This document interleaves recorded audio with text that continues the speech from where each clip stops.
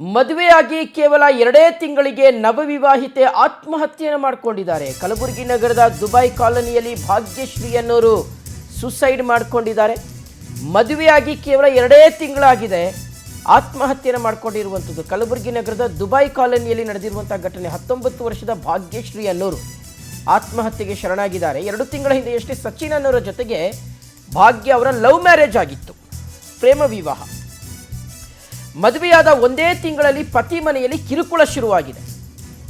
ತವರಿಗೆ ಬಂದು ಪತಿ ಮತ್ತು ಕುಟುಂಬಸ್ಥರ ವಿರುದ್ಧ ಡೆತ್ ನೋಟ್ ಅನ್ನು ಬರೆದಿಟ್ಟು ಭಾಗ್ಯಶ್ರೀ ಆತ್ಮಹತ್ಯೆಯನ್ನು ಮಾಡಿಕೊಂಡಿದ್ದಾರೆ. ಕಲಬುರಗಿ ಮಹಿಳಾ ಪೊಲೀಸ್ ಠಾಣೆಯಲ್ಲಿ ಪ್ರಕರಣ ದಾಖಲಾಗಿದೆ.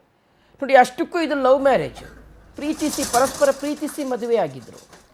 ಆದರೆ ಮದುವೆಯಾಗಿ ಕೇವಲ 2 ತಿಂಗಳಿಗೆ ನವವಿವಾಹಿತೆ ಆತ್ಮಹತ್ಯೆಯನ್ನು ಮಾಡ್ಕೊಂಡಿದ್ದಾರೆ ಅಂದರೆ ಯೋಚನೆ ಮಾಡಿ, ಇನ್ನು ಇವರ ಪ್ರೀತಿ ಮತ್ತು ಆ ಪ್ರೀತಿಯ ಬಂಧ ಸಂಬಂಧ ಆ ಗಟ್ಟಿತನ ಎಷ್ಟರ ಮಟ್ಟಿಗೆ ಇದೆ ಅನ್ನುವಂಥದ್ದು. ಮದುವೆಯಾಗಿ ಕೇವಲ 1 ತಿಂಗಳಿಗೆ ಅತ್ತೆಯ ಮನೆಯಲ್ಲಿ ಕಿರುಕುಳ ಶುರುವಾಯಿತಂತೆ ಭಾಗ್ಯಶ್ರೀ ಅವರಿಗೆ. ಹಾಗಾಗಿ ಅವರು ತವರು ಮನೆ ಸೇರಿಕೊಂಡಿದ್ದರು. ತವರು ಮನೆಯಲ್ಲಿ ಗಂಡ ಮತ್ತು ಅತ್ತೆ ಮತ್ತು ಅವರ ಗಂಡನ ಮನೆಯವರ ವಿರುದ್ಧ ಒಂದಷ್ಟು ವಿಚಾರಗಳನ್ನು ಡೆತ್ ನೋಟ್ನಲ್ಲಿ ಉಲ್ಲೇಖ ಮಾಡಿ ಭಾಗ್ಯಶ್ರೀ ಅವರು ಸೂಸೈಡ್ ಮಾಡಿಕೊಂಡಿದ್ದಾರೆ.